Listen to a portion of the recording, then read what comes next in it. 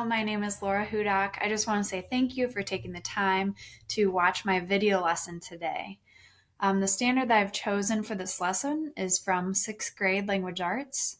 My license is for K through 12th grade in all subject areas as an intervention specialist, but I chose to work with one from 6th grade because middle school is currently the level that I teach in. And I picked language arts because this is a content area that a lot of students on IEPs have goals for and struggle with. And becoming a better reader is such an important goal for these kids. So the standard is RI 6.6, that to determine an author's perspective or purpose in a text and explain how it is conveyed in the text. So let's go ahead and get started. So hey guys, we've been focusing on how to become better readers and think more deeply about what we're reading. So in one way that we've talked about being able to do that is to think about the author's purpose. Today we will continue practicing how to find the author's purpose. First, we'll do a little bit of review. Then I'll show you a strategy that helps me determine the author's purpose and practice with that. And then I'll show you your assignment for today from Edpuzzle. So for the review, remember, what is the author's purpose? It's just the reason that an author writes something. And this could be the reason that they write a book, a news article, a blog, a movie script, a commercial, or an advertisement. But a text does not have to be something that is written. It could be a video or an image, really anything that we interact with on a daily basis. There's a reason behind all of it. But why does it matter to us? Why do we need to know this? Knowing the purpose will help you better understand the text. It will help you to have better background knowledge on what you're reading, ultimately become a better reader and writer, and a wiser shopper because it will help you analyze store advertisements and commercials better. So the 3 reasons for why an author writes something makes up this pie example. Everyone likes pie, right? So this will help you remember the 3 purposes that we've talked about. Again, P stands for persuade, I, inform, and E, to entertain. And I really wanted you guys to get these first 3 down before we move on and add 2 more to make it pied. So let's break this chart down and review each category. When an author persuades or uses persuasion, they try to get you to believe, do, or buy something. The examples I have here are all from sales or product ads. The first one from Papa John's, it says, we all know their slogan of better ingredients, better pizza. So they're saying, if you want pizza that's better than the rest, come to Papa John's. They're trying to persuade us to get their pizza. Trident gum, it says, because you can't chew deodorant.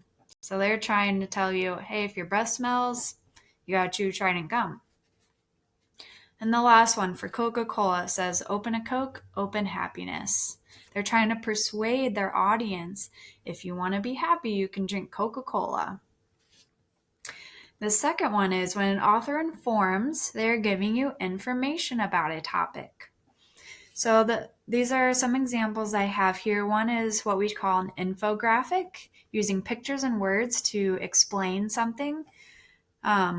This one shows us pet facts in the United States. A recipe is a great example of when an author tries to inform the reader. And all of our nonfiction books, your textbooks for school, all of these are examples of texts that give reader information about a certain topic. The author is trying to inform us. And last, when an author entertains, the author is trying to hold your attention by telling a story or a joke, really just to elicit or to bring up some sort of emotion in the audience. This is why we read our fiction books, right? To escape into a different world that makes us feel a certain way. And as you can see, and as I'm sure you see every day, advertisements use entertainment a lot in order to get people to associate a positive emotion with their product. So let's review some of the questions to ask or key pointers to remember when determining the author's purpose. First one is to make sure you read the whole passage. I think this is an area where some of us got caught up in when we were practicing this before. Don't stop at just one key word or the first sentence and try to determine the purpose from that. You need to make sure you're reading the whole thing. And then a question to ask is, this is something that I would do to determine the purpose of a text. It's to find out if there are any facts or opinions in it. So if something has mostly or all facts, it's most likely to inform you of something. If there are mostly opinions, that means it's most likely to persuade or entertain you. So being able to pull out facts or opinions will help you determine author's purpose and give you evidence on why you know that that's their purpose. So let's use this strategy in some examples. Let's find facts and opinions in a variety of texts in order to determine if the author is trying to persuade, inform, or entertain us. First, we'll do this together, and then you guys will be ready to do this on your own in your Ed Puzzle assignment.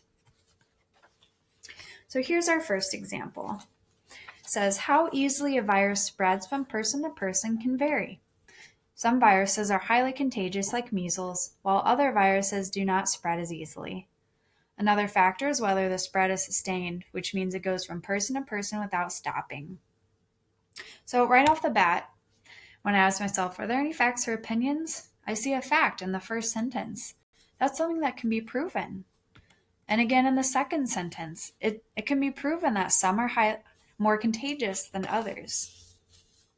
So based on that, I would say the author's purpose behind this is to inform, because the author gives us multiple facts that can be proven about viruses. Our next example is a comic called Scenes from Quarantine. She says, it's weird to see the characters on this TV show go out and gather in public places. And then he says, stay 6 feet apart, people, spread out. So what do you guys think? Do you see any facts or opinions here? Very good. I see she says an opinion right there. She's saying it's weird to see this. That's what she thinks. Some people might not think it's weird. And then he goes along with it as a joke. And says to stay 6 feet apart. So what do you guys think the author's purpose is here? It is to entertain. It's probably a real thought that a lot of us have had. So the author uses current situation to entertain the reader. Our last example says that everybody should operate under the pretense that there is coronavirus disease in their community, even in areas that may not be reporting widespread transmission. She says, you don't know who's sick and who's not. Do you see any facts or opinions here? Yes, right there, right where they said that everyone should do this. That's their opinion. But isn't it true down here that we don't know if someone is a carrier? Wouldn't that be a fact? Yes, that is true, but the main purpose after reading the whole thing is to convince people to take precaution. So what would you say the author's purpose is here? Great, it is to persuade the reader to do something. So in those 3 examples, we were able to identify facts and opinions in the text to lead us to discover the author's purpose. So what do you think? Is this something that will help you as you work with author's purpose some more? Give me a thumbs up if you would say yes, and I'm ready to move on. Or a thumbs down if you think, no, I need some more examples before I can move on. And hopefully, as long as all students would say that they're ready, I would go ahead and get them started on their independent practice.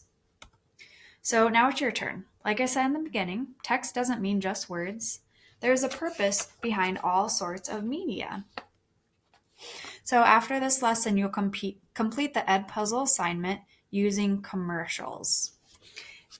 In this video, there will be 8 commercials that you'll watch, and after each commercial, you'll answer the questions of what is the author's purpose here, and how do you know?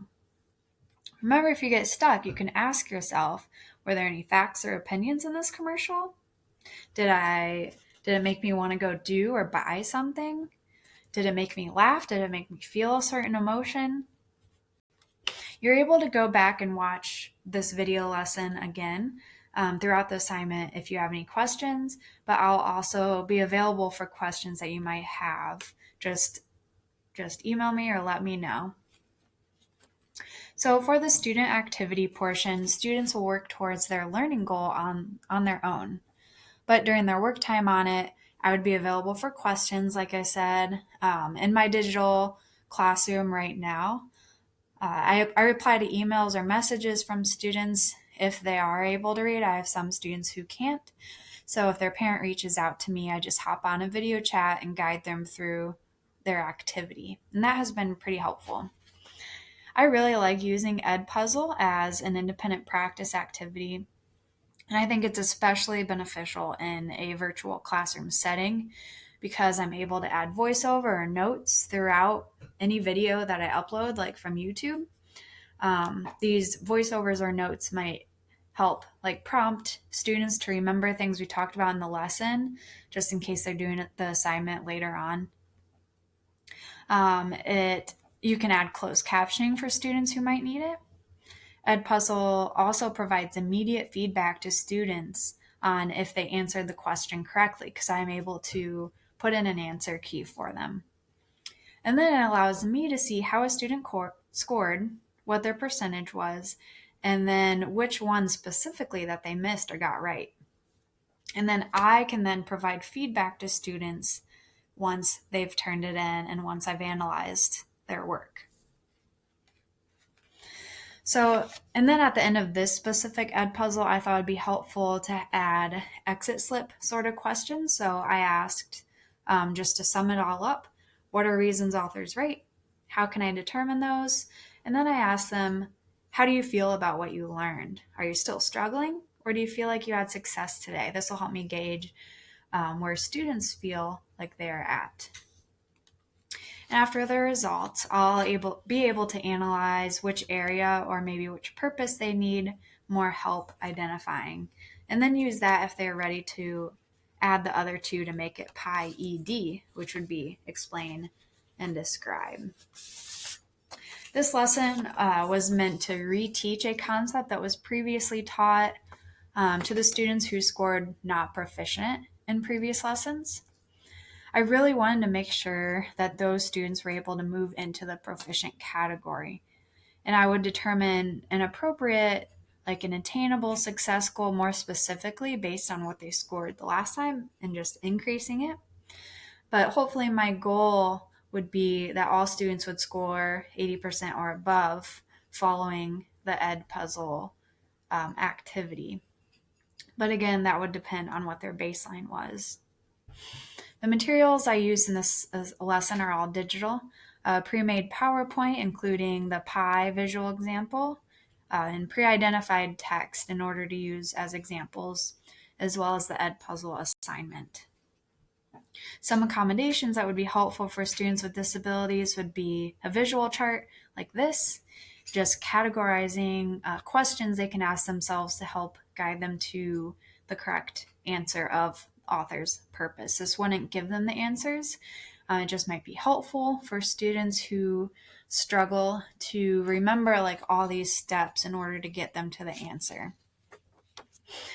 Throughout the we do portion of it, where we went through those 3 examples, I tried to fade my support and my prompting as we went on. And some students might really struggle as they move on to the totally independent portion, and this will just help them remember some of the things we talked about when we were doing it together. You could also add closed captioning on the video and make sure they have access to text-to-voice features if needed.